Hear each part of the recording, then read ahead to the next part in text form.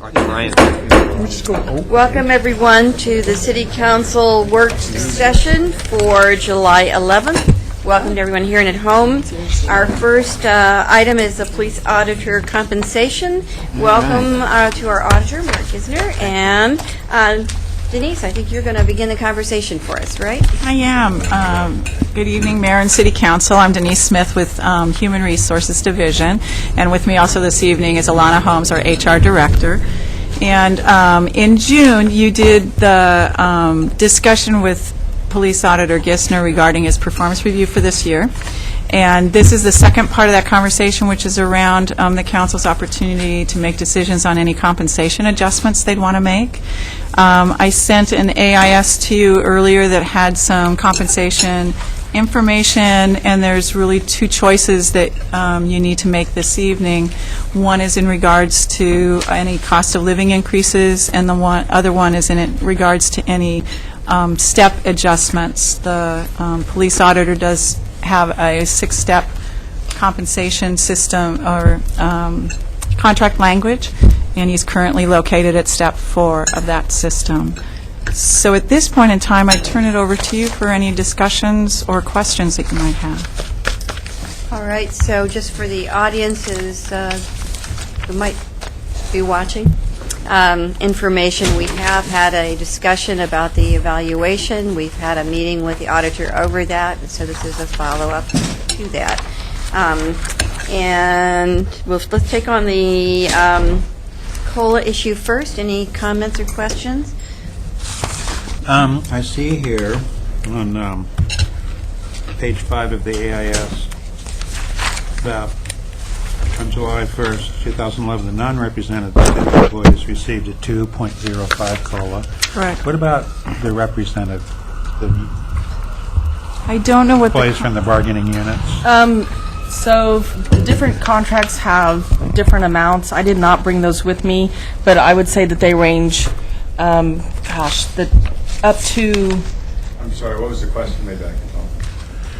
Well, I would just, we have the information here about the non-represented city employees getting a 2.05 COLA, and I was just curious of what the bargaining units, what the average COLA would be for them, for the ones, the employees that are represented. EPD 2.05, AFSCME 2%. The fire no COLA. You might remember in their contract there's a difference. Okay. And IATSE, I don't recall right off the bat. IATSE just completed their interim reopener, and I can tell you that theirs is, I believe, is at 2%. Okay. Yeah, so it's in line. I was just curious. where it was in relation. Yeah, where it is within the whole picture, the big picture. Yeah, thank you. You bet. Okay, any other questions or comments about that? You want to put a motion on the table, Betty? Sure. I move to approve a 2.05% COLA adjustment effective July 1st, 2011. Second. Moved and seconded. See any questions or comments? All those in favor, please indicate. 8 in favor and none in opposition. It passes. Mayor, yes. I'm sorry, the EPEA was 2.1, not 2.05. Okay. Thank you for that. Darn. Okay, so let's talk about the step compensation. Questions about that? I do have, what step are you currently on? Four. Step 4, okay. That's what I thought. I just want to make sure. Other questions, comments? Yes. One for HR. Common is 1-step increase until you max out. What happens once you max out? You're maxed out. You're maxed out, except for the years that you get a COLA. And then I think also, depending on the cycle that we run in, you would do a market survey to observe to see if the salary grades are in line. That doesn't happen on a yearly basis as a general rule.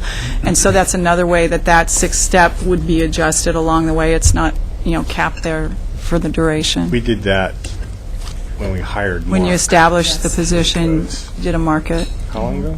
June 2009. 2 years ago? 2 years now. Only 2 years ago? Pardon me? The other question was for the police auditor. I think you did a very good job this year, Mark, and I think you deserve a step increase. And don't mean to put you on the spot, but would you be okay with one step increase? Yes, that'd be fine. That's what we're, yes.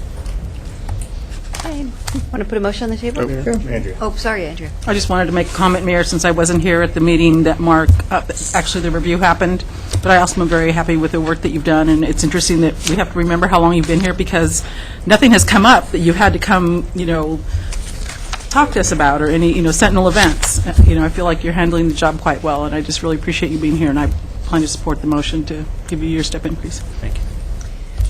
Okay, don't see anybody else? Okay, now for the motion. I move to adjust the police auditor's compensation by one step, up to step 5, effective June 29th, 2011. Moved and seconded. Pat? Thank you. Just for clarity, on the chart that we see here, the step 4, step 5 is 109.63 to 105.497. Does that include a COLA, or is it COLA? The next one down. Next one down. Oh, okay. Scroll down. Yeah, see, that's the difference between electronics and pages. You get the whole picture on the page. I have it all. You and your high-tech My pen high-tech there. stuff over here. If I may answer that question. Thank you. Okay, well, there you go. Awesome. Okay, any other comments? George. I just wanted attention, okay? He's coming right into the 2000s. He's red and you're not. Okay. All right. All those in favor, please indicate. 8 in favor. Let me scroll down and see. And none in opposition. Passes. So thank Thank you. you. Thank you very much. Thank you very much. You're leading the way into the 20th That's a century. good work. Thank you.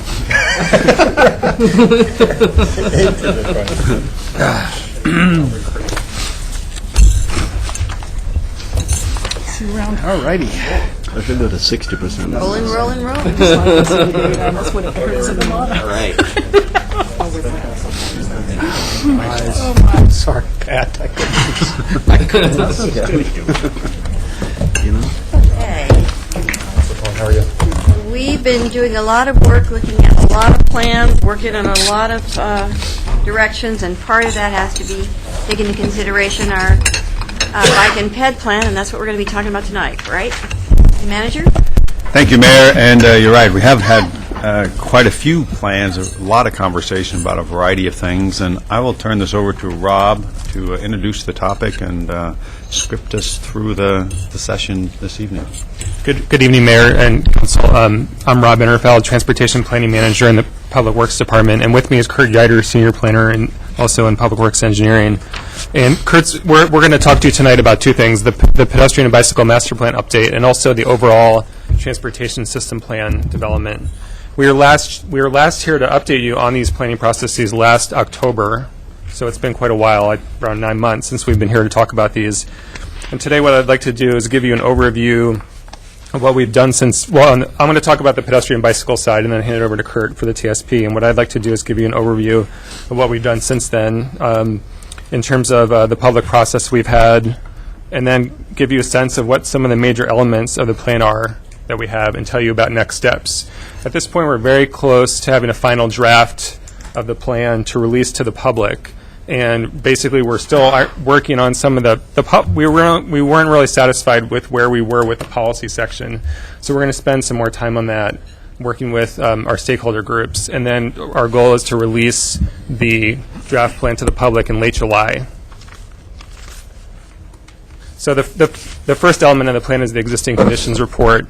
And there was a lot of public involvement that was done for this. One of the things we told you about when we were last here was the web, sort of like a Google Maps type input that we had on the web, for which we had over 600 individual map inputs, and we received over 180 online surveys. So there was a lot of input that went in from the community into the existing conditions, but we also did things like looking at crash data, and also the Arkansans just spent a lot of time out in the field biking and walking around the city to get an understanding of it.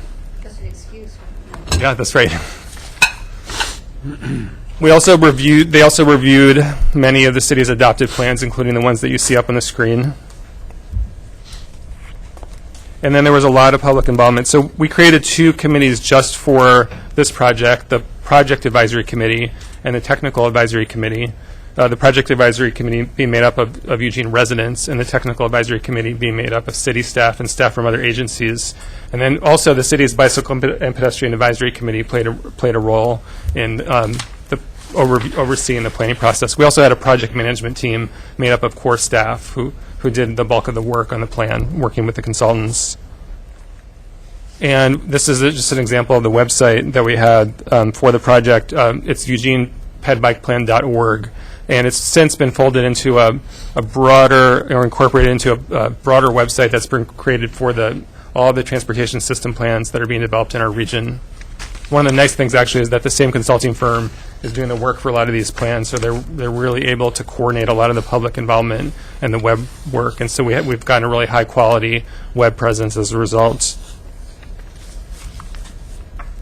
We held 2 open houses for the plan. The first one was held at Monroe Middle School last October, and the focus of that was to inform the public about the goals and objectives of the master plan, update on the current conditions and problems, and familiarize themselves with what goes into one of the elements of the plan, which is a design toolkit, and I'll talk more about it in a minute. And they were also just invited to give us their ideas for what should be new projects, but that wasn't the focus of it, but we always want to hear from people about what do they see as problems or opportunities around the city.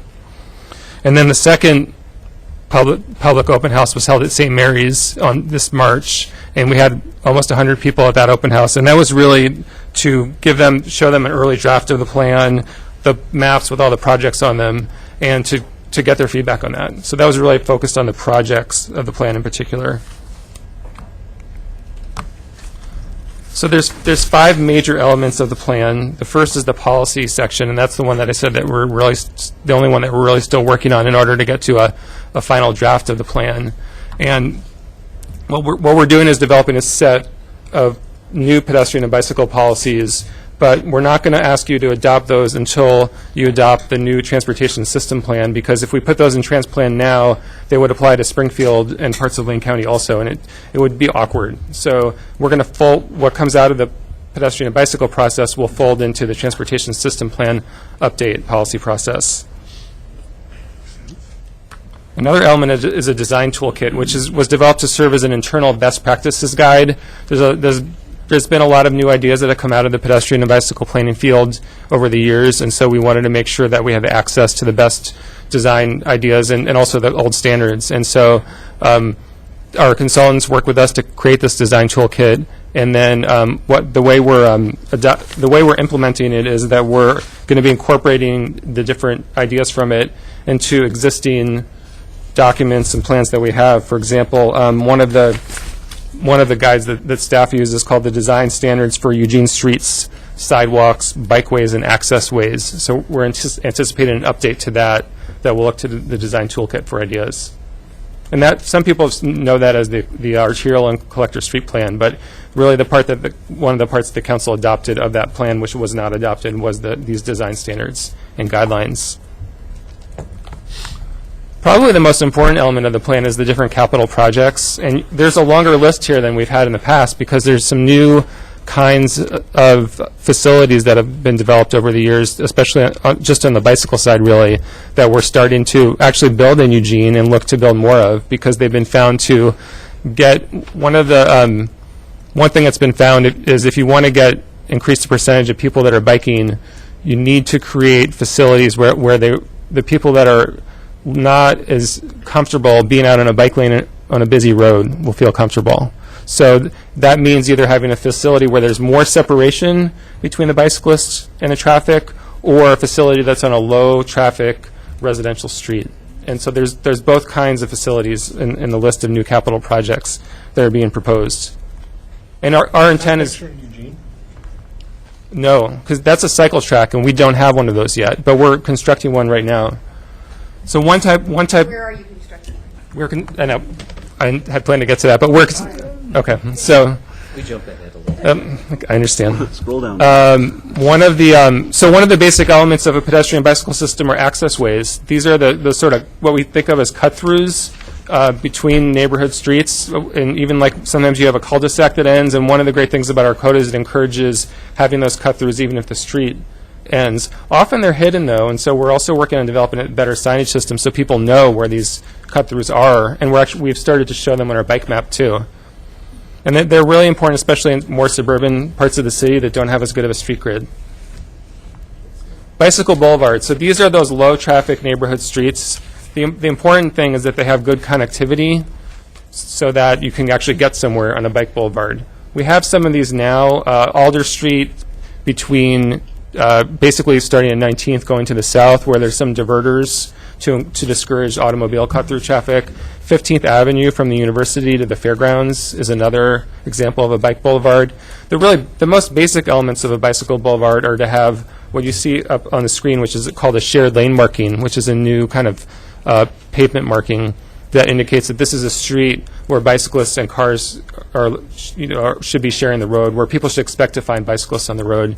And the other element is wayfinding signage that indicates that there's different destinations that you can get to along the bicycle boulevard, and I think we have an example of those later. And then on a bike boulevard, we add other elements as needed, like if there's a finding that there's too much highest speed or too much cut-through traffic, we might introduce different kinds of traffic calming. The other major tool for a bike boulevard is where one of these low-volume neighborhood streets crosses a really busy street where it's difficult for cyclists to get across. We might install some kind of a crossing treatment to help to make it easier for people to cross the street comfortably and safely. Buffered bike lanes. So these are one of those tools I mentioned where we create some separation between cyclists and traffic. We don't have any of these in Eugene right now, but as part of the Coburg Road pavement preservation project this summer, we will be installing a short section of buffer bike lane next to I think it's the shopping center with a Safeway on it. Sheldon Plaza. Sheldon Plaza. Cycle tracks are similar to buffer bike lanes, but they have a little more separation between them and the through traffic, such as on-street parking, or as you can see in this example, a median. So we are building a cycle track this summer on Alder Street between 19th and 18th and Franklin Boulevard, which is also known as Broadway at that location. And one of the benefits of that project is that right now, if you're biking northbound on Alder Street, you can't go further than 13th. And so we're going to be introducing continual northbound bike travel there, going all the way up to Franklin. So it'll really be a great street for biking on, for connecting the river to the university, to South Eugene. And because of the separation from traffic, we expect it to be the kind of facility that will encourage more people to bike, and something the community's been asking for. Are there any questions about that project in particular? Okay. Oh, and the other thing we're doing is we're adding a new traffic signal at Franklin, because there's 6 lanes of traffic right there, so it's very challenging to get across the street. So sometimes you might use what are called shared lane markings on a street that's not considered a bike boulevard, but just to indicate, you don't have enough room for a bike lane, but you want to indicate that there are going to be people biking on the street. Of course, grade-separated crossings are an important tool, like the I-5 bicycle and pedestrian bridge or the Delta Ponds Bridge. There's also a list of intersections for which either staff or members of the community have identified safety issues. We're not recommending that these be adopted into the transportation system plan, but more serve as a guide for staff that over time we will study these intersections and look for opportunities to make improvements. And there's also 9 feasibility studies that are recommended in the plan. One example is in Alden Baker Park. We're recommending that there be a study in the east side of the park, in the Willamette Natural Area, of whether or not there should be any future lighting or path widening, and what the path standards should be in that section, because while there's a goal from the bicycle and pedestrian side to encourage more people to bike through that area, there's also there are concerns by, for example, a citizens planning committee for the natural area about lighting and widening paths in certain sections. So we recognize that we can't address that in this process that we're going through right now. We need to have a separate study to look at that issue and then bring that back to the council. On the bottom here, you see an example of one of the bicycle wayfinding signs that I mentioned earlier. We're also recommending code revisions to the development code. Again, we're not asking the council to adopt these code revisions as part of approving the plan, but what we'll do is bring them back at a future date as staff time permits, and there may be opportunities to fold them into other initiatives that the city has for updating the city code. So the next step is that we're working with the PAC, the TAC, and the BPAC to refine the policy section, and then we're expecting to weave that back into the draft plan by late July, and then release that to the public, mostly through our using the web and the existing input opportunities that we have that way. Although we'll be going to some neighborhood association meetings as well, and then when we come back in the fall, we'll our goal is to come back to council in September or October, bring you a final draft of the plan, and give you an opportunity to see more detail, to really see the plan itself, to be able to ask questions and give us input on that. And we'll ask you at that time to initiate a transplant amendment to update the transportation system plan to reflect the new project list.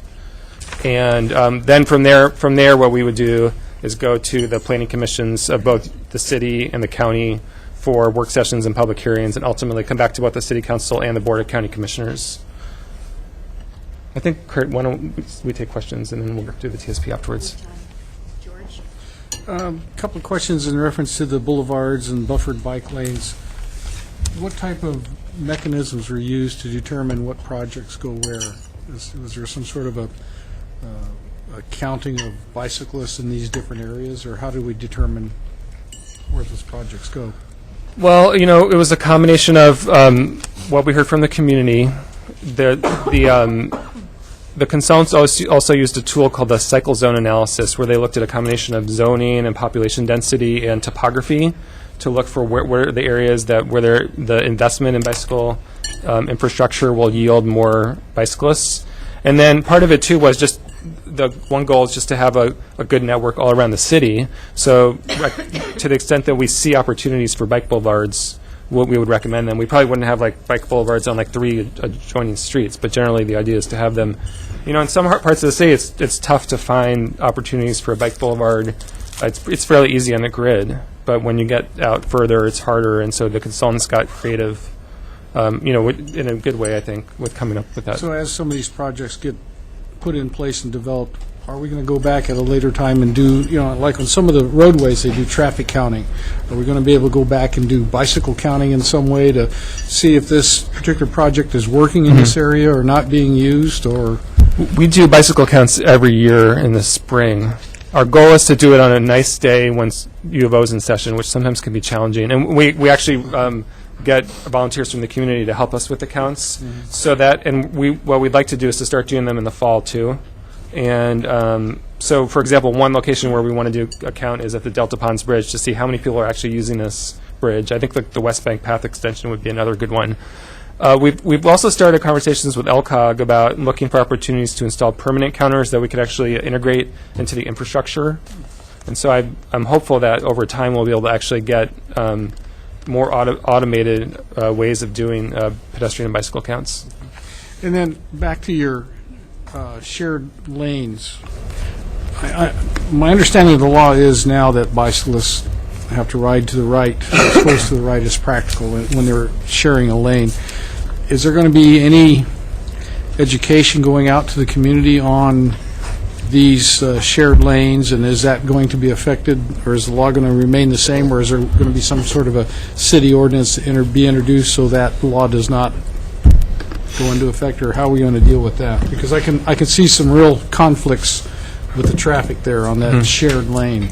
One of the places where you use a shared lane marking too that I didn't mention is if you have a street where you where there's a door zone where cyclists might not feel comfortable biking over as far to the right as possible or the left, and depending on the street, because of parked cars. So this doesn't change the law. What it does is it allows.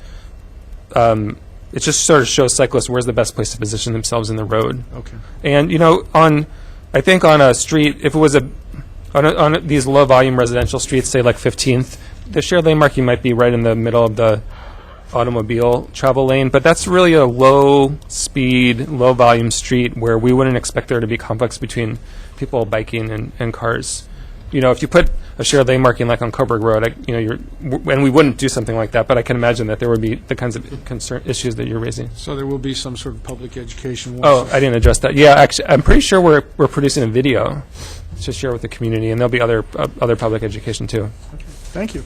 Before I call on George Brown and Andrea, I wanted to pick up on what George Poling just said, because I think these are the kind of concepts that we ought to actually very targetedly try to get some coverage in both of our newspapers and use ways of just kind of getting that information out, because it may well be, you can approach it from how these kinds of steps forward can invite more people to bike. I mean, there are ways of positioning this that it's an opportunity for people to have stronger usage in the community, ways that we're trying to accommodate and smooth out biking in the community, make it easier for both cars and bikes. And I just think there's a good way of talking about that. And I think we should try several strategies for how to get that information out in the free media, so to speak, and along with videos and things of that sort. But I think people will welcome that information and find it. Terms like sharrows, which are for bikers may be common, but for others that don't bike so much, they might not be so common. So it's important to have that information. George Brown and Andrew, and then Pat. Okay. Yeah, I just had a quick question about sharrows. What streets are you preliminarily looking at? Have you identified some places where that might work? Well, I can tell you a lot. Just curious. I mean, but any street that we're recommending be a bike boulevard. There's not that many other streets that aren't being proposed to be bike boulevards. But some examples are Broadway in the downtown, because one of the problems too is that sometimes you see people biking on the sidewalk when they really should. Broadway is a really low-speed street. That's the kind of street where people should feel comfortable biking in the street, and we really want to encourage people to bike in the street. I think Willamette Street in the downtown, too, would be another example. High Street north of 6th to get from where the bike lane ends, or I think north of 5th, actually, up to Skinner View Park and to the shared use paths are some examples. Yeah, and then just Councilor Poling mentioned something about, educating people about it, and the motorists will really have to be educated. I mean, the bike riders will catch on right away, but I think the drivers will be an adjustment period getting used to it. So as much public outreach there it'll pay off. Fewer accidents. Thank you. Okay, Andrea? Thank you for the presentation. So, unfortunately, all the examples that you showed us are all, Eugene, from Whitaker this way. And there's a lot of people that ride bikes on the west side, and I'm sure Pat will speak to Bethel, so I won't even bring that up. But, like on Train Song, we have a bike path that goes up to Red Cross, and that would be a huge connectivity piece, if we could think about how do we get from that point north, because that road isn't improved, there's no curbs, there's no gutters, there's no sidewalks. So I would hope that you'd start looking at how, like that other piece was funded through CDBG monies, and I think that, was it Beth Bridges, right, is that her name? Beth Bridges. Beth Bridges begged, borrowed, and stole to get that project complete over 5 years ago.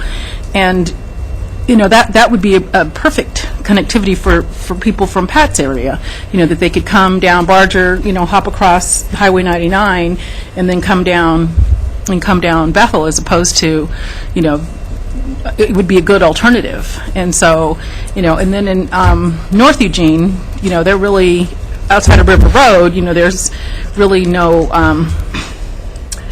there are a lot of roads that aren't small country roads. Maxwell Road is a perfect example, and there is somewhat of a bike lane some of the time, but I think a lot of people park on the street, and people don't report it, and so it really isn't you don't really see a lot of people biking, because one of the access points is going over the Maxwell Bridge. And there's nothing there for people on, it goes from a pretty wide dirt path on the side And then once you get on the bridge, there's, it's very narrow for them, or they have to hop the sidewalk, which really, it's a step. It's not like they can ride their bikes on there. So I hope that you evaluate other parts of the community besides the parts that are highly used, because I think those other parts that aren't highly used, it's because they're not accessible and it's not easy, and we have to make it easy for everybody, because there are a lot of people, bicycle enthusiasts that live in other parts of town.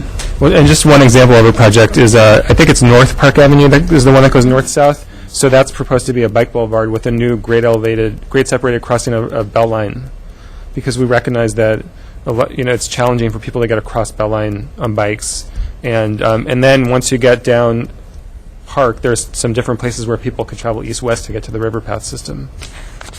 Having a hard time conceptualizing, so... North Park over the Beltline? So Yeah, before the North Park, Expressway. you're talking about Northwest Expressway or Beltline? No. Beltline. Okay, so Beltline goes east and west, and North Park, I know where it ends at Maxwell. So where does it go past? You keep going north across Maxwell, and it goes toward North Eugene. Well, that's High. right where my kids live, and I can't, It just keeps that's on North going, Park? and then it'll dead end. It dead ends right here I at can't remember Skipper. the street that curves back around to Silver Lane, but you'd Skipper. have to go through somebody's yard to get up over Beltline, I think. Because that last road is Skipper.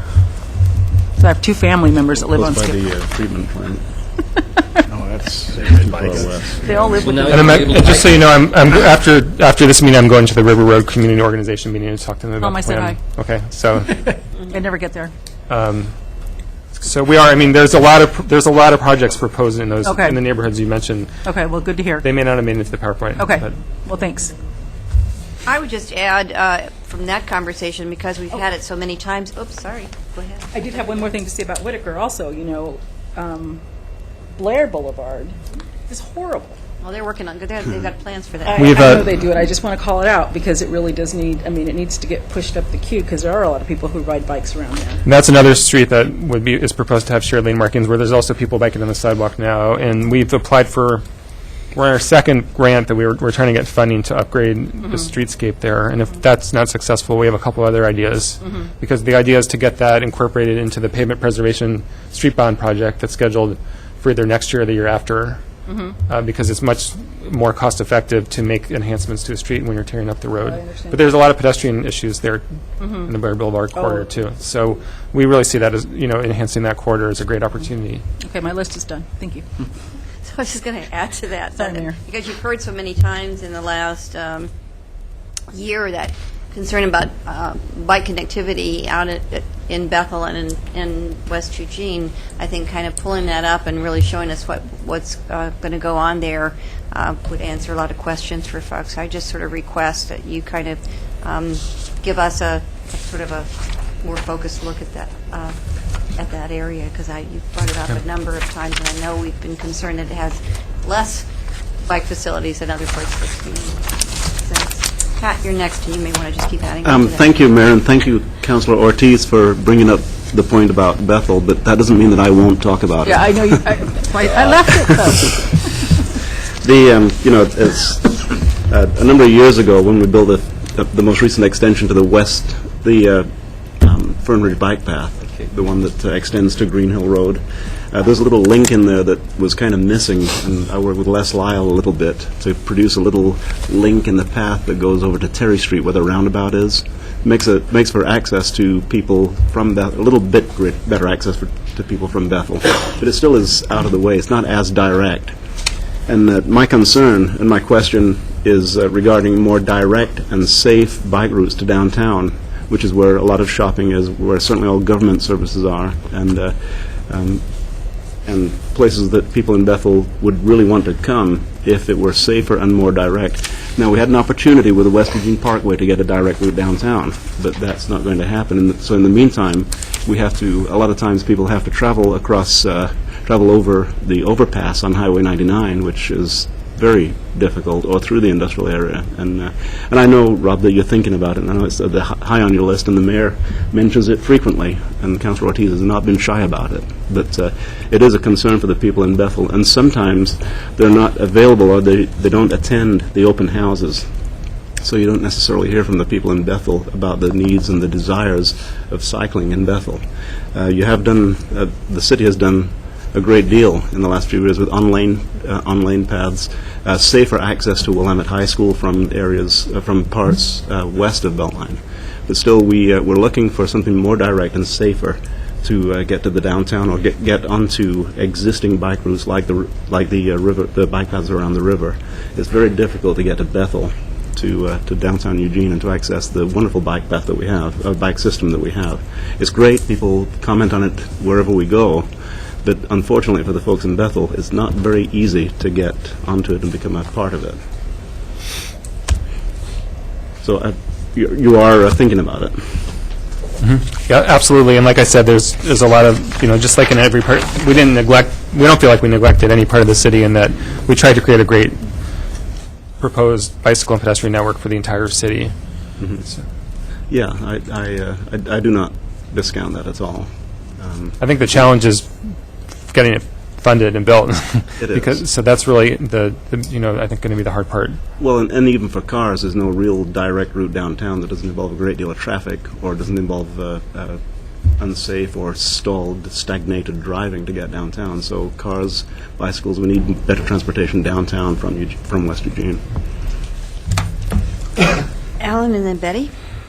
So remind me of a couple of big wins that we just had, Kurt and Mark. We just recently beat out Portland in terms of number of bike riders that commute to work. Is that right? According to the American Community Survey, I think it's around 11% for Eugene, which is the highest of any city or over 100,000 in the country. In the country, beating out our friends to the north pretty substantially, right? Yay.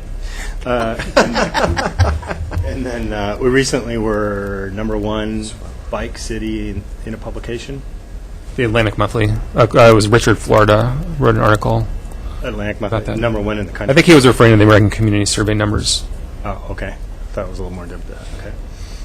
I just want to point out that on the 4th of July, I rode my bike, and I positioned my bike right between PK, on the bike path in Alton Baker Park, my bike right between the PK Park and Alton Baker Park, and I could sit there on my bike and watch both of these at the same time, figuring out which one was a little better. Fortunately, they were offset, so I could watch that one first, and this is Alton Baker Park second. So in the future, anybody wants the perfect spot to watch fireworks in the city, I think that's it. There you go. But you have to ride your bike because you can't get anywhere. You can't get there other than You mean walking or legal biking. fireworks, correct? Legal fireworks, yeah, the big ones, the ones that go boom. I like all of the really big, loud ones. Felt it. I like all the plan elements and where this is going, and we'll come back in the fall and approve it. A couple of questions or issues. One was the connectivity of Laurel Hill Valley and the rest of the world via bike. Is there a plan to improve that access? Because that's tough. And is there any way of getting across the railroad tracks to the river path that way? As part of the ODOT's I-5 Willamette River Bridge project, they looked at whether there was any way to get over the railroad tracks and then down to the path, and it's not really possible because you have to have a certain clearance to get over the tracks from the I-5 off-ramp, but then you have to get back down to the path within a very limited room. You'd have these huge switchbacks on a giant sort of elevated structure. So And that's not really grade possible. Would be $250,000 with arms and everything. Right? And they're not really looking. They don't. I think ODOT Rail is pretty opposed to new at-grade crossings, except where they're absolutely needed. However, there is a proposed project in the plan that basically goes along the alignment of the I-5 off-ramp. So you go under where Riverview ends, you go under the Franklin Boulevard overpass there, just like as a car would. And then we haven't done the conceptual design for that yet. One idea would be to take that off-ramp down to just one lane, and then have the other part of it be for people walking and biking. And then there might be stairs or a ramp that goes down just before the tunnel underneath. And maybe there's some way we can enhance that tunnel too, that takes you to the Knickerbocker Bridge. Right. So those are some ideas. There's also a proposed path on the south end of the valley to take you over to the LCC basin. Also, ODOT is developing a project to widen the sidewalk on the south side of Franklin between Walnut and Junkins Point, and also to deal with some drainage issues there. And they're hoping to build that this summer. Oh, this or this season. Yeah. Yeah, on that frontage road or the off ramp, that would be a perfect place for one of those buffered, well, actually separated, because people go flying through there pretty fast when they're coming off the freeway. Riding your bike would be pretty intimidating, or walking in that area. I noticed the green paint on West 11th. That's kind of new. Can you explain that? Sure. So we use the green thermoplastic paint. The original incarnation of that was the blue bike lanes on River Road near Beltline, and I think one day we'll refresh those as it was green, because that's the new color that the federal government approves for using in situations where, and the idea is where there's a, sorry? You can really see Yeah. it. And so the idea is if there's a conflict zone where a bicyclist has the right of way, but there's a conflict zone between the cyclist and vehicles, we'd like to draw attention to that. So you'll see a lot of green thermoplastic used on the Alder Street project. How long is that supposed to last? I don't know. That's a good question. Because it's in those heavy traffic areas. But it looks pretty sturdy. One other location where we have that is on westbound Roosevelt, where the bike lane ends at Maple. We use that to where people then go from that onto the Roosevelt shared use path. Do you know either of you what the percentage breakdown of transportation dollars in the area is for auto, transit, bicycle and ped, or roughly what the percentage of our spending is on bicycle and ped? I remember thinking it's around 5% of our total spending, if we're lucky. I don't have that information here right now, but I could get back to you on it. But one clarification is, do you mean the percentage of total transportation dollars spent just in the city or in the region, or the amount of the discretionary dollars that the city of Eugene has? Well, I think you'd have to do it at the MPO level. It'd be tough to do it. It would be nice to see it at the city level too. I know that we added to the bond that 5% of that goes towards bicycle and pedestrian refurbishing of bicycle and pedestrian paths. But beyond that, the percentages breakdown, that would be interesting.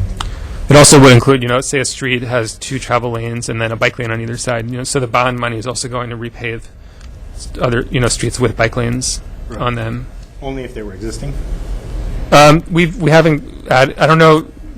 I don't always remember which project was a bond project or which one was a gas tax project or funded in some other way. But when we repave streets, we look for opportunities to add bike lanes. So, and if it's just striping, we don't have to find an outside source of funding for it. So, for example, we added bike lanes as part of a resurfacing project to First Avenue in the West Eugene industrial area, either last summer or the summer before. And one more problem area to point out, the bike path coming off the Amazon that cuts across 19th to High in front of South Eugene High School, I have personally missed somebody by about that much, because the bicyclists don't stop. They do a little jog and they just zoom across onto the bike path on High, and it's a problem area. Betty? Thank you. The spot you're talking about, I thought cars were supposed to stop. Mm-mm. No? Maybe we have a different spot in mind. Okay, are you working on safe parking for bicycles?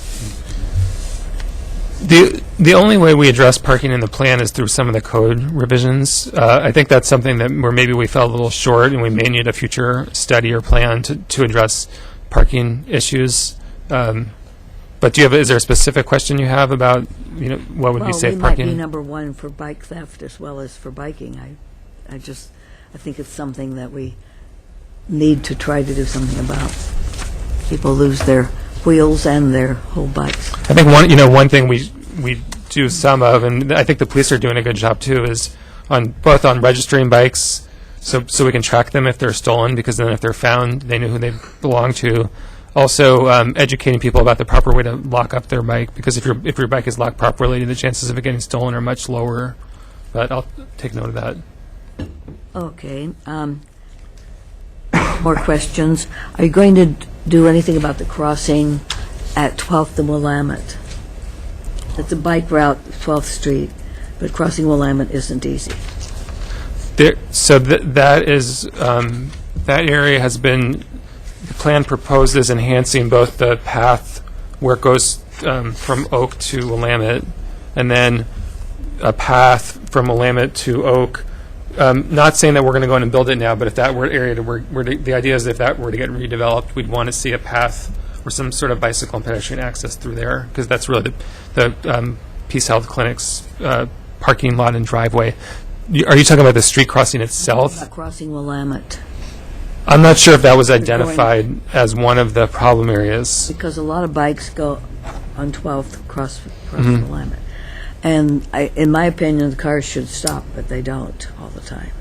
It's according to the law, if you're biking, if you're on a bicycle, a car is not required to stop for you if you're in a crosswalk unless you're traveling at pedestrian speed.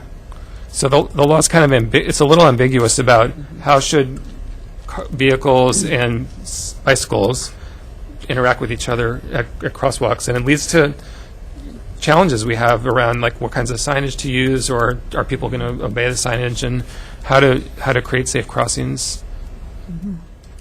Well, some stop signs on each side, if that might help. I know traffic people don't like stop signs, but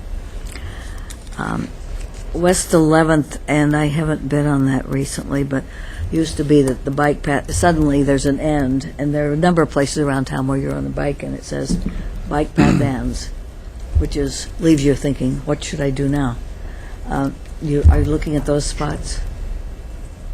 They still exist? Well, I think what we try to do is where a bike lane ends, that we try to have some other route that people can go on. So, for example, if you're traveling eastbound on 10th at High Street, the bike lane ends. But we're recommending that Mill Street become a bike boulevard. So the idea is, 10th turns into Mill where it goes around the corner there. And so eventually there might be shared lane markings on Mill in that part of 10th.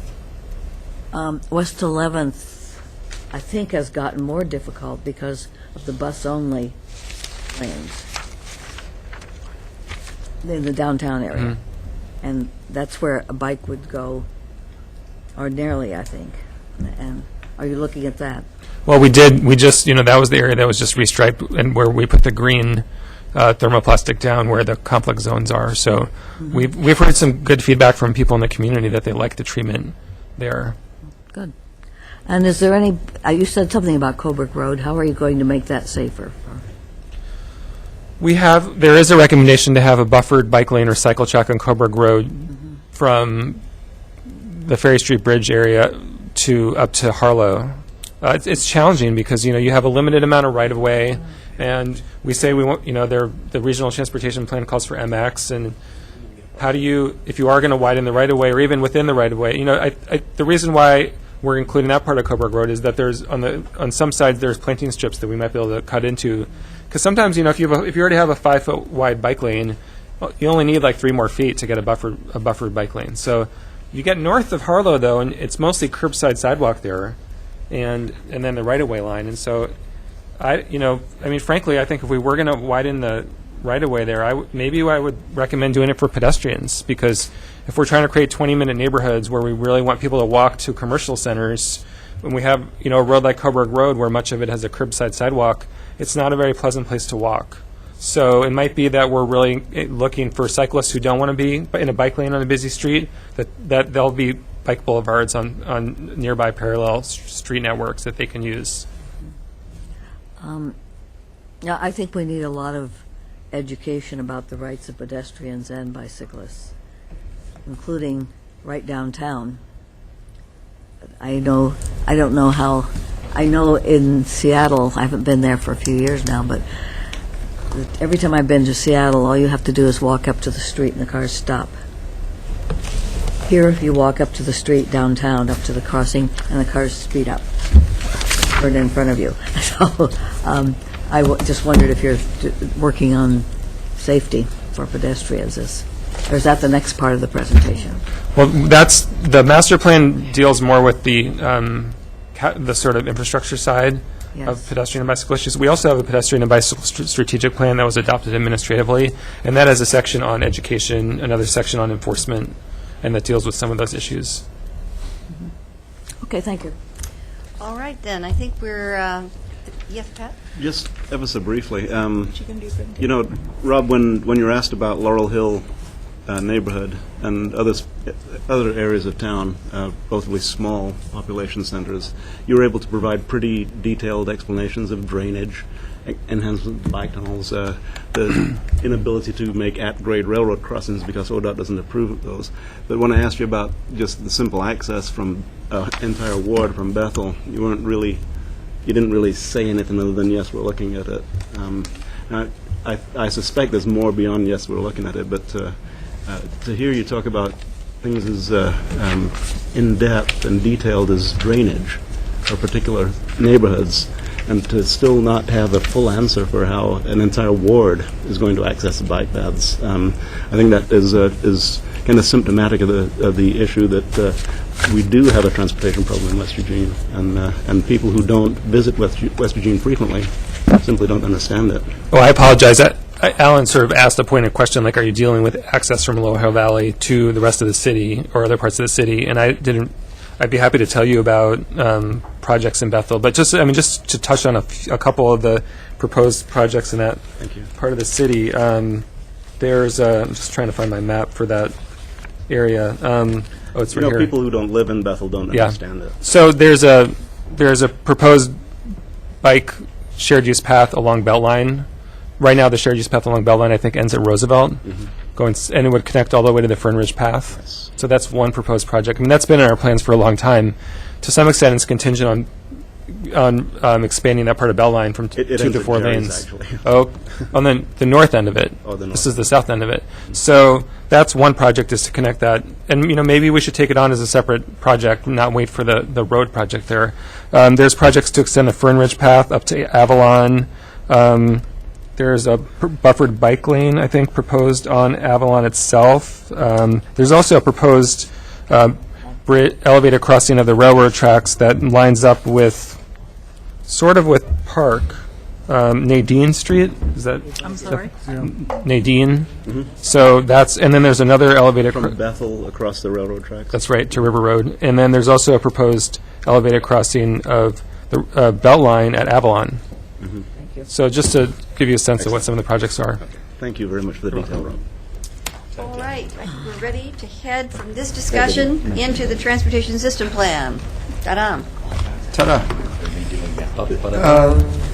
I appreciate the opportunity to give a brief update on what is happening with the transportation system plan.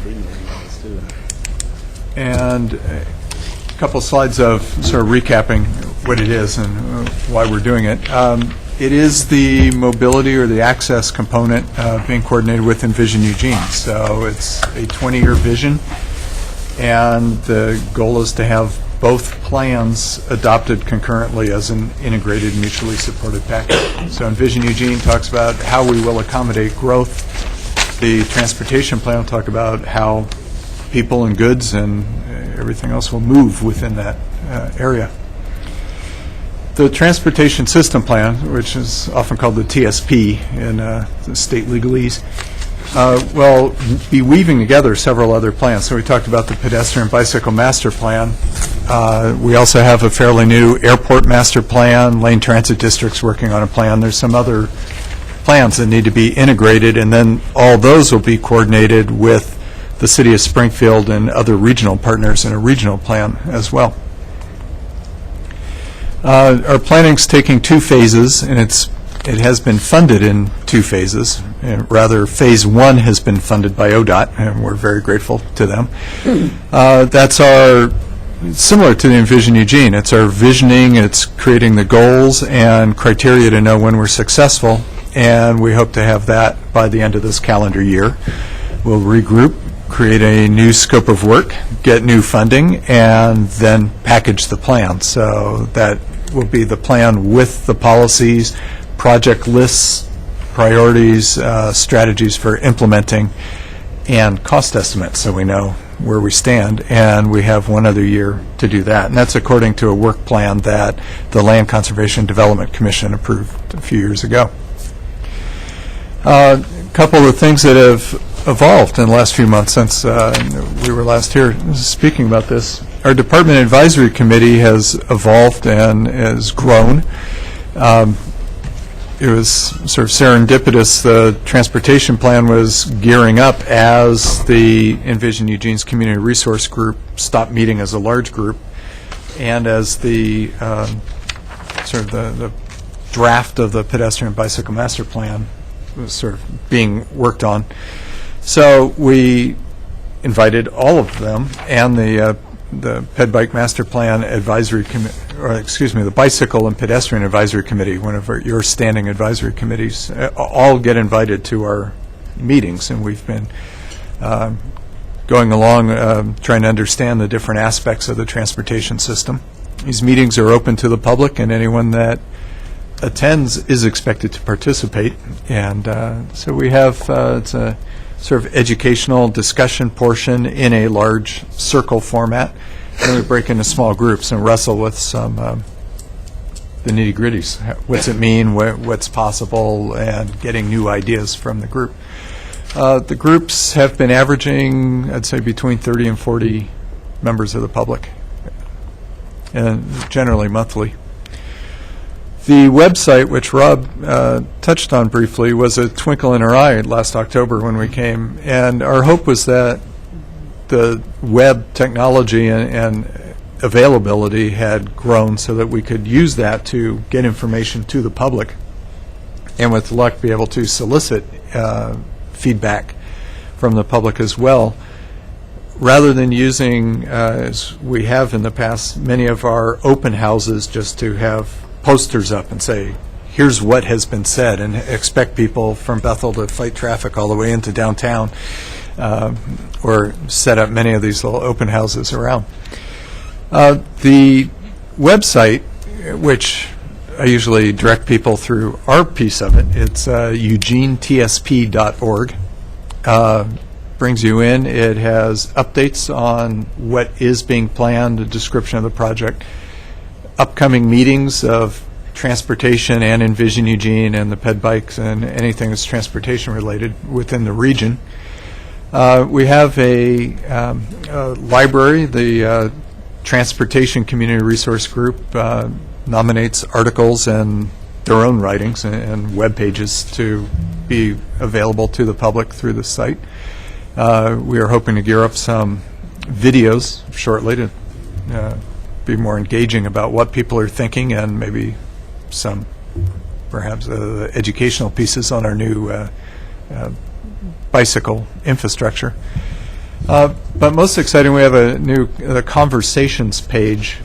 Not only do they have the recaps of the previous Transportation Community Resource Group, or TCRG, meeting, but also there's the ability of members to log in and post their own opinion pieces on these sites. And it hasn't been widely used so far, but some people are saying, hey, here's something I thought the meeting missed or could have had, or I enjoyed this meeting, and or don't forget about density is one of the latest that comes on. But we're hoping that becomes used more frequently and more freely as the conversations evolve. Another thing that we're pursuing now is, it's called the STARS program. It's Sustainability Transportation Access Rating System.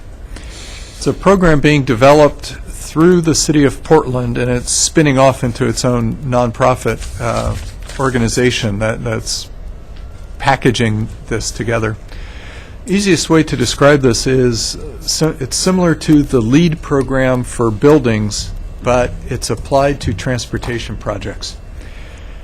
And it had been more fully developed for projects. So if you had a question like, shall we build a highway, or what other options do we have to a highway construction or light rail or a combination of different transportation improvements, they're also saying, we need this system to help in the plan development stages. So how do we set up a process to get the conversation, to build the foundation for sustainable transportation systems? And so that's in the formative stages right now, and we are talking with them to use Eugene as one of the test cases as they develop the program. What's most intriguing to us, I think, at staff level, and also we've touched base with the Sustainability Commission, Planning Commission on this, and the Transportation Community Resource Group. People seem very enthusiastic about it.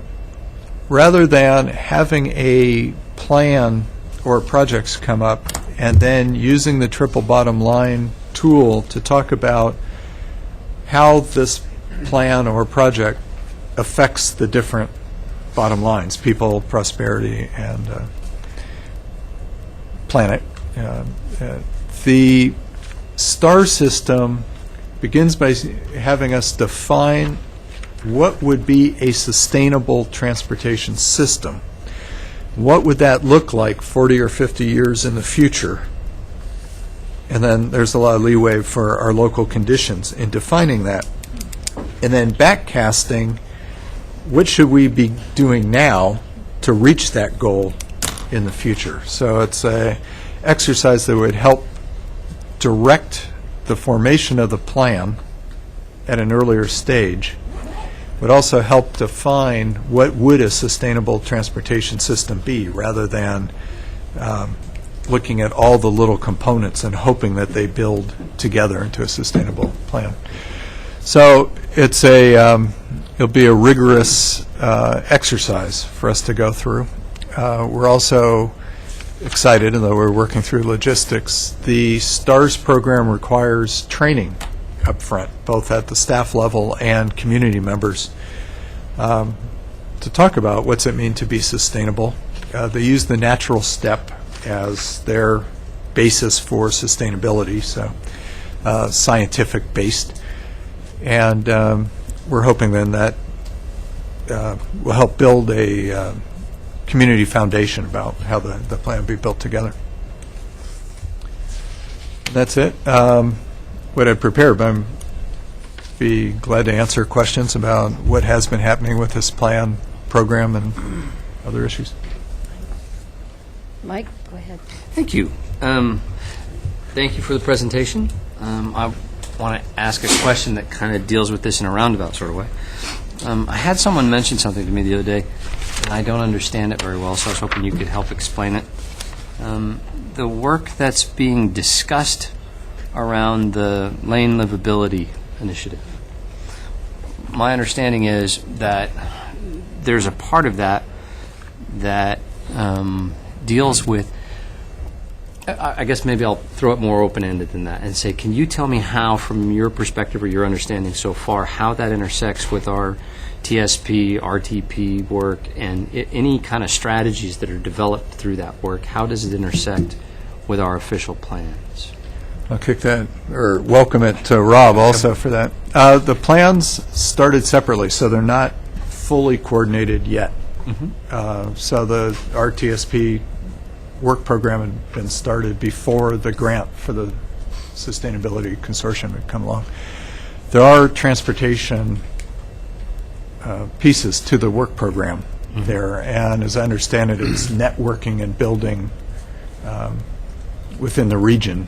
I think we're headed towards the same goals of what would a sustainable transportation system look like. But it hasn't been defined for me yet precisely how the two intersect. So we're developing, with the lane livability stuff, we would be developing strategies that would have more of an impact on RTP? Ultimately, I think all the plans, the local transportation system plan, there's a regional transportation system plan required by the state, and the RTP required by the federal government, more for their funding purposes. All have to be In sync. at least consistent and in sync to the extent we can. So the local plans make up the RTP. Yeah. And that's the direction. That's why there's an RTP that has to be updated every 4 years, the federal plan, to keep the funding flowing. But the regional transportation plan for the state level, and then folding in, I think, to the next version of the RTP, are all being based on the local plans. So Well, I'm just looking at this in terms of, are we going to change the system of how we develop this at all? Because honestly, I don't know the process involved in what's being discussed at this point.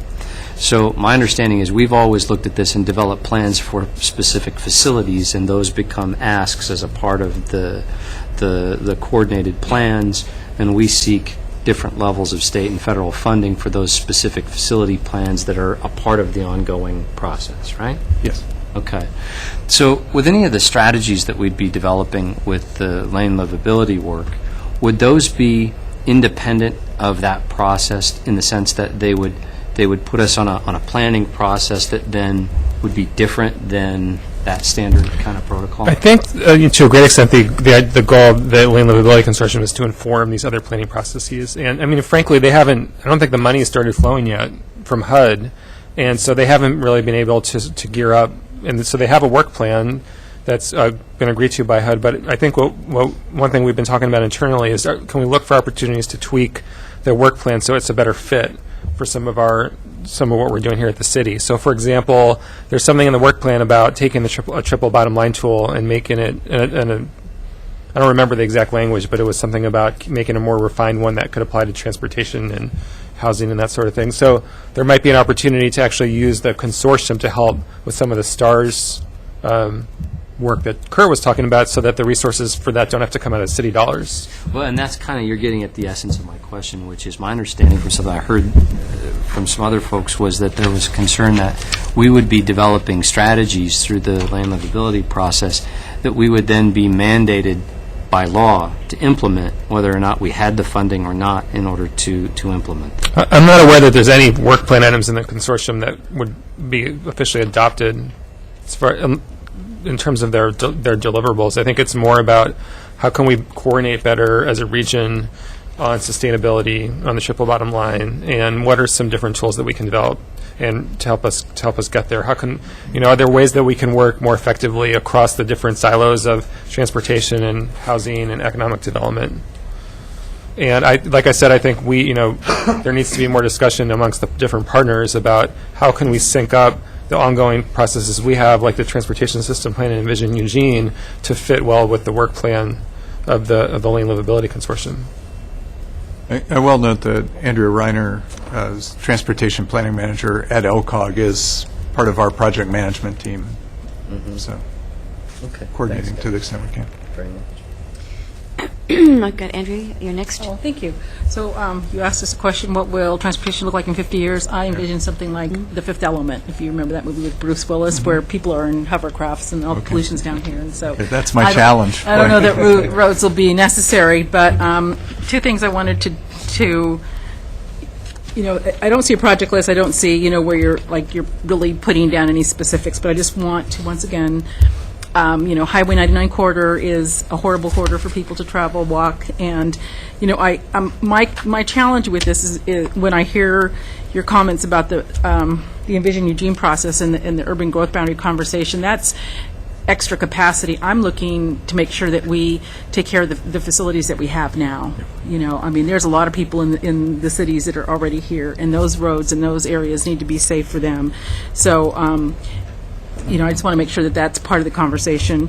And the other comment I wanted to make was, when I think about the growth that has happened out in Pat's ward, I've heard anecdotally that the roads aren't wide enough. And I know that there's a reason for that planning, but it just doesn't, and I understand that land's expensive and that it costs a lot of money to develop these areas, but it just seems to me it's such a challenge, and I don't know at what point in the conversation somebody would get involved in, as we're talking about Envision Eugene and the possibility of however many single dwelling homes we're going to be needing for the future. Those roads, I just heard so much complaints originally about those roads, and I guess people have adjusted, but I just think about other areas if that's an issue, because, I know our firefighters, have trouble getting down those roads, and so I imagine the medics have trouble getting down those roads. You're talking about the new residential the narrower roads. Like Heitzman Way, for instance. I'm sorry? Like Heitzman Way. Yeah, all those roads. And so I don't know if that's part of this conversation or not, and I understand why people, I get it, but I think it still needs to be functional and usable. And thank you for the presentation. Alan? I've been working on the MPC for the last 5 years, and just want to compliment all the transportation planners and how they work together is really quite amazing. All the different jurisdictions work together better than probably a lot of the other parts of our interjurisdictional planning efforts that we do. And they constantly have meetings together and constantly are putting together. And I think the technical term is that the local plans get smushed together and turned into the RTP. That's the, Works for me, yes. and so it's not really, the RTP doesn't really get developed on its own. It's the local transportation system plans that get developed, and then they get smushed together, and that becomes the RTP. And they have to be consistent over time with the federal projects that go into the RTP, which also includes some MPO projects for the metro area. I didn't think of this earlier, but Andrew reminded me, I was going to Lane Forest Products, dumping off a load of yard debris and picking up some dirt, and I always go over that bridge that goes over 99 that ends at Roosevelt, and they're fixing the part of the bridge at the top that has the barricades on it, and they're widening it so you can have pedestrians walk, but they're not building the paths up to that. It's kind of like a bridge to nowhere. Are they doing that in phases, or They're not doing it at all. they're not doing either the No, downsides no. on either side? But if you talk about it, it will come. Well, if Alan talks about it, it'll Well, I come, actually because there's a did bring couple this things. up at MPC, and I brought it up with Sonny Chickering It has been brought up by everybody. and as being a, why are you doing that kind of stunned look of amazement that you would build a part of it with no plan to build the part to access it, seems kind of silly. But could you guys look into that and get back to us about it? Do you know I mean, I can tell you that I think they got bridge money to do that, Right. and we've worked really hard to try to get money to do the Highway 99 project, and we haven't been successful yet, but we're going to keep trying. I think it's like $6 million. Yeah, we applied for a Tiger grant in the first round. I think it's like $6 million, and so it's hard. Brenda. It's a hard amount of funding. It's a tough project to fund. The Tiger grants. I haven't. There's a new round of Tiger, and we're going to look at the criteria for that and see if that project would be a good fit. And if it is, we'll apply, but it might not be a good fit. And then there's also the issue of coming up with a local match. And Tiger grants have a high local match. I think it's like 20%, so that's a challenge. But I think it's hard. For $6 million for a project like that, it's hard to apply for sort of the money where we go after pedestrian and bicycle grants, which it's hard to get more than like $2 million. So I think it's something that we're going to need to keep talking about. The paths to the Well, you're talking all the way from Garfield to Huntsville. We're just having a conversation Take here. Q in. Garfield to Roosevelt. I'm going to get you a dinner roll. Alan, are you done? I am, but All right. unless Andrew wants to say something. No. I got her after Chris and Pat. Chris, you're next. Me? Thanks. This conversation reminds me a little bit about the old joke, how the future ain't what it used to be. And I think, really, we have had conversations about transportation planning for years. But I think what's been really, for me, good, but it also carries some challenges with it at the same time, is linking transportation planning with the larger community and regional land use planning. And I think once you move it into that realm, the stakes get a lot higher, and people want to have a lot more involvement in the conversation, because it's no longer about just this road in this area serving this population. It's now how it fits into the larger overall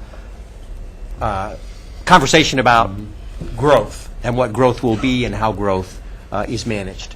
And so, in a way, I think it's a good thing, because you have to link those two conversations together. You really shouldn't talk about a road unless it is in the larger context.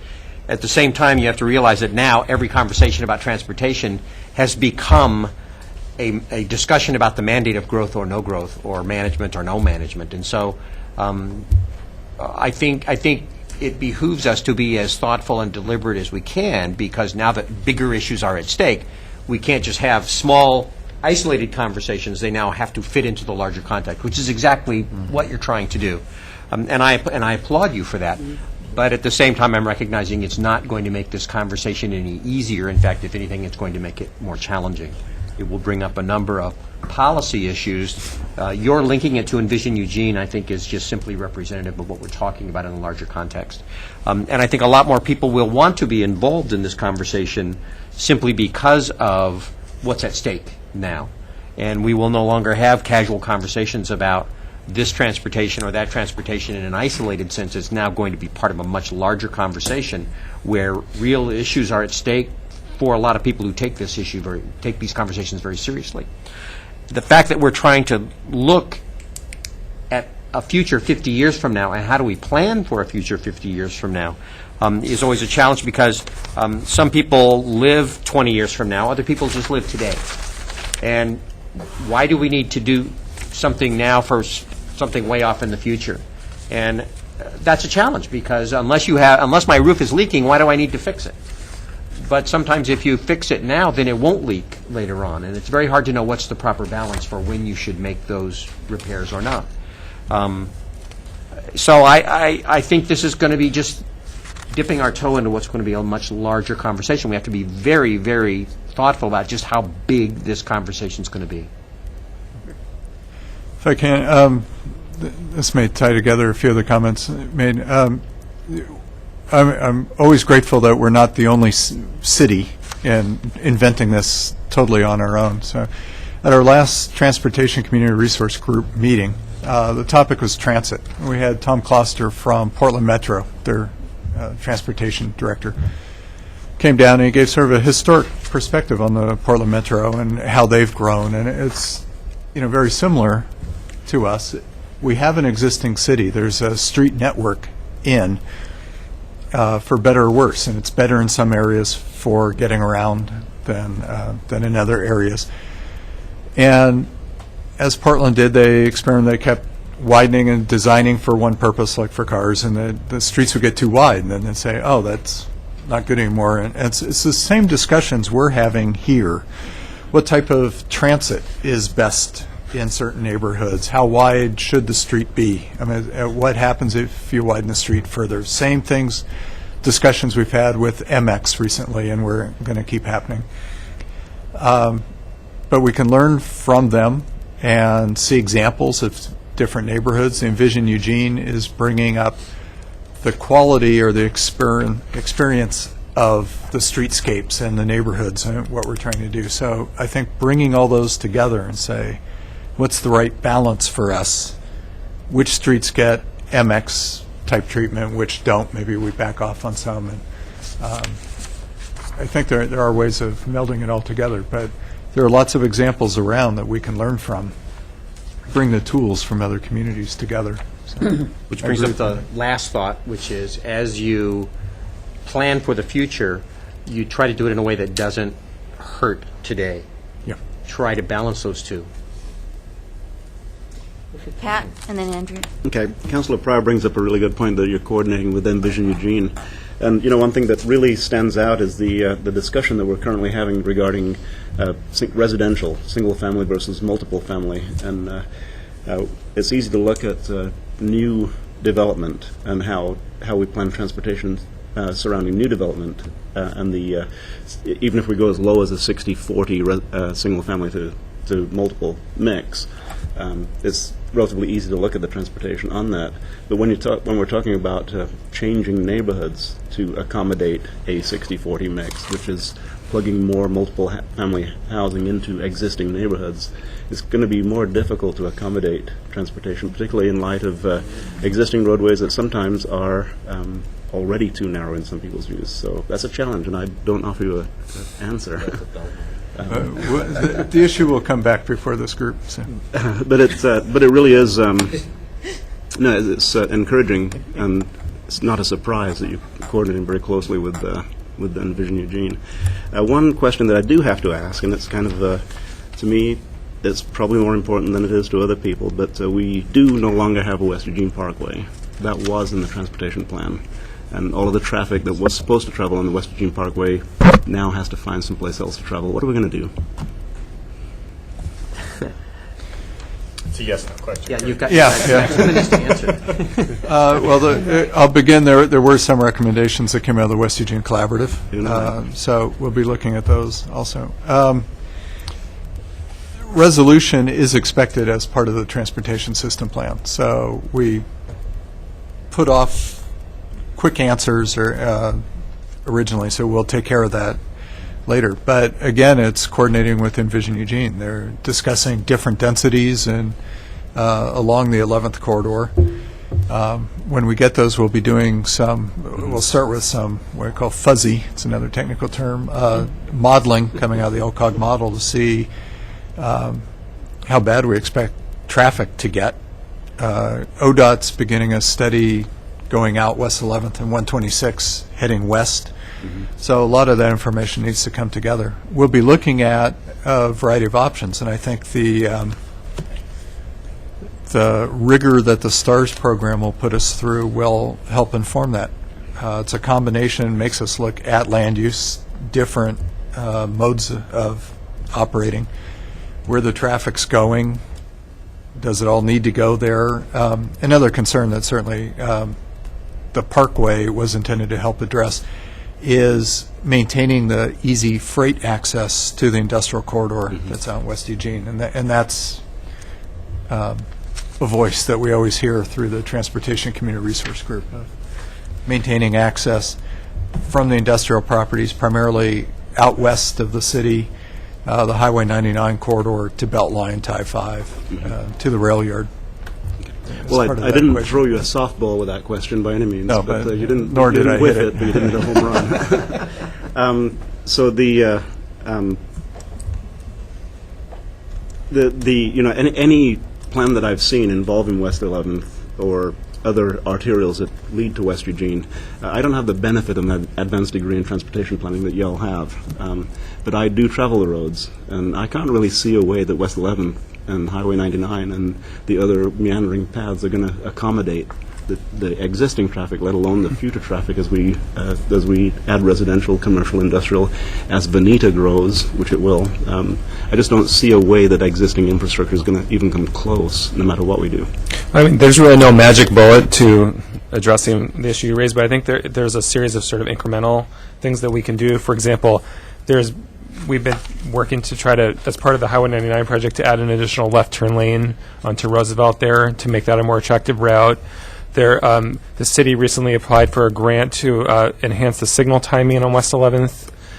Frankly, I think the West Eugene MX would actually enhance the traffic flow on 11th because buses would no longer be stopping in the travel lane, and right turns would be taken out of the through lane. There's also, in our existing plans, to add a new section of 13th between Commerce Street and Bailey Hill Road. So that would take some of the pressure off of the intersections of Bertelston and Bailey Hill with 11th.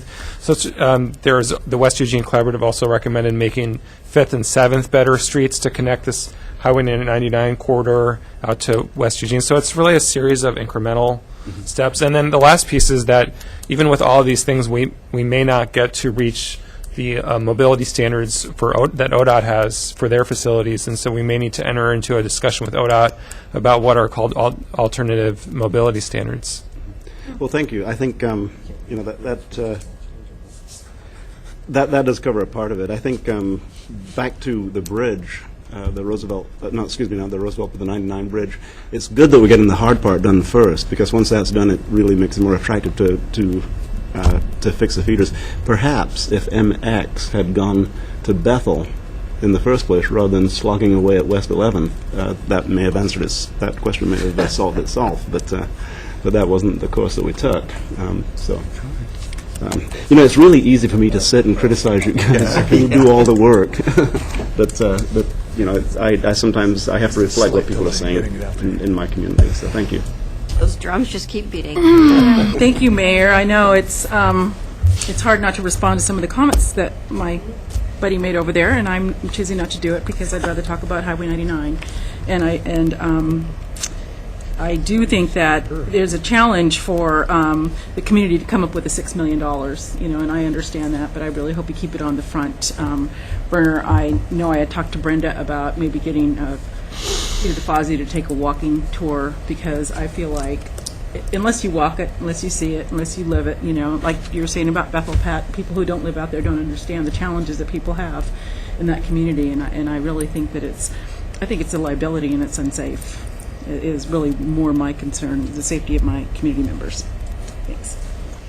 So one of the things that we frequently get asked at our MPC meetings and now at the ACT meeting is the right point when citizens can get involved in discussions. And so I think some of the work that you talked about here and the input, I think it would be, I would encourage us to make that information available to both the ACT and MPC. It's kind of in informing where people can get engaged in at least Eugene's decision-making at a level where they can really make a difference. So if we could do that, I'd be happy to and like to take that to both of those places. That question just comes up all the time. So, a new feature we hope to add to the website maybe this week is a running list called, tentatively titled, What We've Heard. And it's taking all the comments from the meetings and emails and the interactive mapping sites that Rob described in his presentation. Taking those, and there's a few key themes that are starting to emerge that, keep that kind of running dialogue. So the intention is anyone that has even a fleeting interest in transportation planning or just wants, gee, what are they talking about now, could click on this and go, okay, here's how it's focused. It's also an opportunity that if staff is not hearing correctly, people can push back on it. well, like at the new act, which is just getting going, as you know, they have to put together a public participation plan, and so part of what this goes to is this very conversation that you're having, and having that kind of information about where the public can be most useful, because what they get told all the time is, well, this is not the level you should be in the conversation. You need to be at the conversation when it comes through your local jurisdiction. So I think if we can use what you're doing now to really sort of open a door to the public about where they can enter into the conversation more effectively, that would really be good. And that's the same thing with the Citizen Advisory Committee for the MPC. They get that, they ask and get that question all the time. So I think we could help with that with this, what you're working on right now, a lot, at least from our jurisdiction perspective.